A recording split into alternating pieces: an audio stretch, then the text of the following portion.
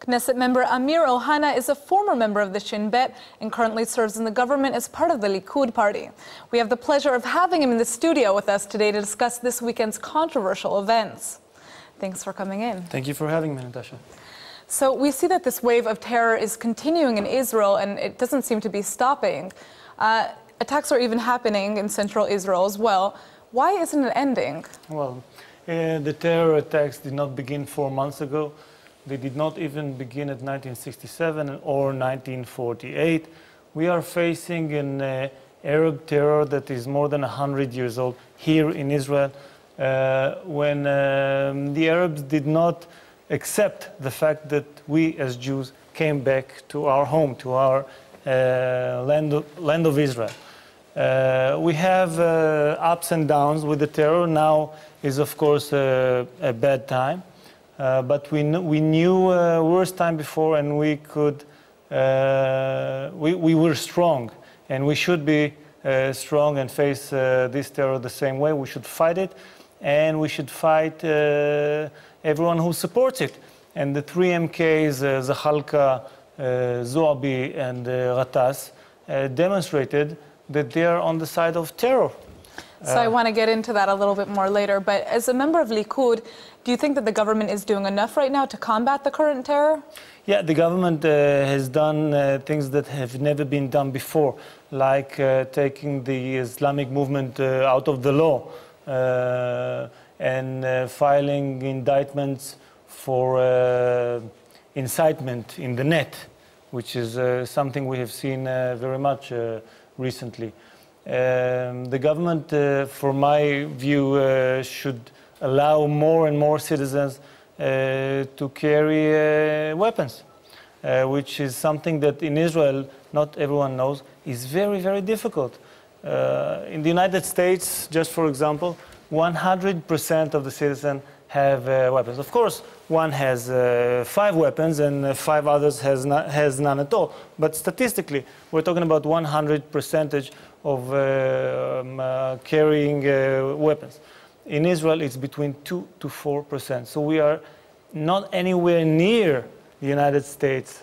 What we should do is that every Israeli citizen who has no criminal records, with no medical situation that could prevent him from carrying a firearm, and who serves in the reserve army, which means that they get a weapon from the state for 30 days each year, and the state says, come on, guard the state.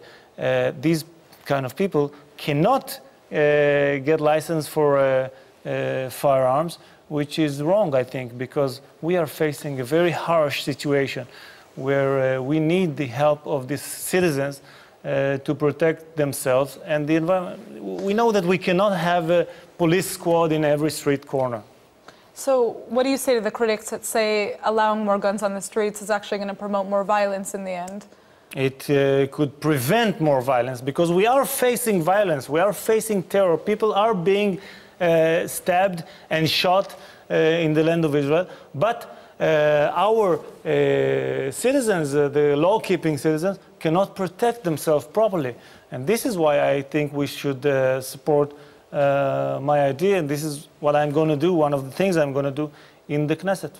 In this legislation, how are you ensuring that people who have access to guns know how to use them correctly and are, mentally stable and aren't going to use them for the wrong reasons? It's very important. It's very important. Actually, today, people who carry firearms, who have license to carry firearms, need to train only once every 3 years.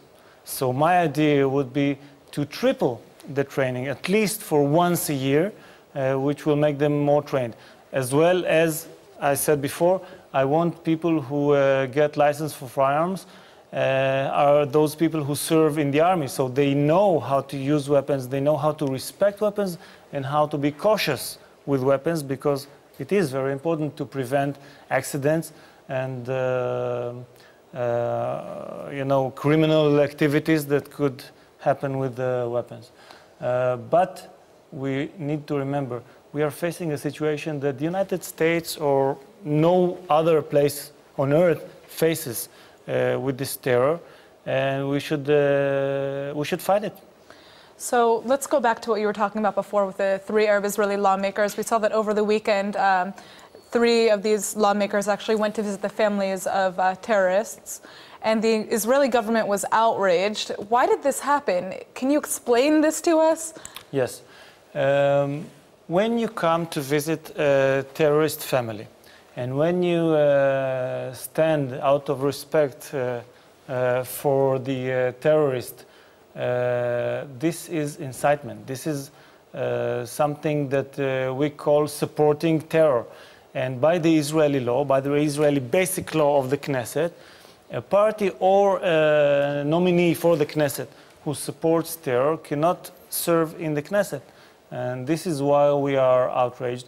We are all trying, left and right, by the way, we're all trying to fight terror. We are trying to keep the flames down. And this is not a matter of right or left. It's a matter of right or wrong. It's a matter of, do you support terror or do you oppose terror? And this is why MK Ksenia Svetlova from the Zionist camp, which is the left party, the left major party of Israel, and myself as a member of Likud, which is the largest right-wing party, filed a complaint to the ethics committee together. We were the first one to do it, and I'm glad to see that other MKs did it as well, to show that it is not a partisan matter. It's not a matter of right or left. It's a matter of a wide consensus in Israel. We should fight terror, we should condemn terror, and surely we should not support it. But does the government have the ability to punish these lawmakers for visiting these families? Actually, we have done so before, because as I said, by the Knesset basic law, those kind of people cannot be nominated for the Knesset, cannot serve there. But as soon as the Knesset done it, they filed for the Supreme Court, which overruled their decision. So I think it was a mistake when it was done before, and I hope by the next elections, when we will try again to prevent them from running to the Knesset, I hope the Supreme Court for this time will realize that these kind of people who support terror does not belong to the Knesset. However, I can find one good reason or one good benefit from their being in the Knesset, so that the Israeli people would know who we are facing. These people were not voted by the Swedes or the Norwegians. They were voted to the Knesset by Israeli Arabs. And the voice that they are, that we hear from them is a voice that is being heard and that exists with some, not all, of course not all, but some of the Israeli Arab population, and it's important that we realize that. So, changing topics for a second, you're Israel's first openly gay lawmaker in the Likud party, and it obviously wasn't easy to get there. How has this shaped your political career and your rise in the Likud party? People here don't seem to understand how you can have this identity and also serve in a conservative party. Well, I think in Israel, unlike anywhere else in the world, when you're talking about right and left, you primarily talk about where do you stand on the Israeli-Arab conflict. When you talk about it in the world, you talk about right and left, you talk about social issues, economy issues, but here we have a very, very unique situation. And the first thing is, where do you stand on the Israeli-Arab conflict? When do you stand on the security issues? Where do you stand? And this is why I think there is no contradiction between being a right-wing supporter and even a hawkish right-wing supporter, and yet support not only LGBT rights, but human rights in general. So in 2011, myself and some Likud colleagues, Likud friends of mine, raised our caucus, our LGBT caucus.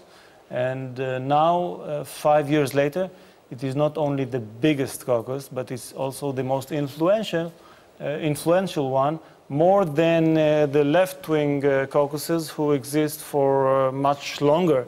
Because, first of all, we are working from the ruling party of Israel, the very center consensus of Israel. And second, we are in the coalition. I'm the first openly gay member of any coalition in Israel. So I hope we can promote LGBT rights as well as keeping the safety of the citizens of Israel without any contradiction between the two. Well, I'm looking forward to see what you do as part of Likud, and hopefully we'll have you back here again. Thank you so much, Natasha. It's been a pleasure. Thanks so much for coming in.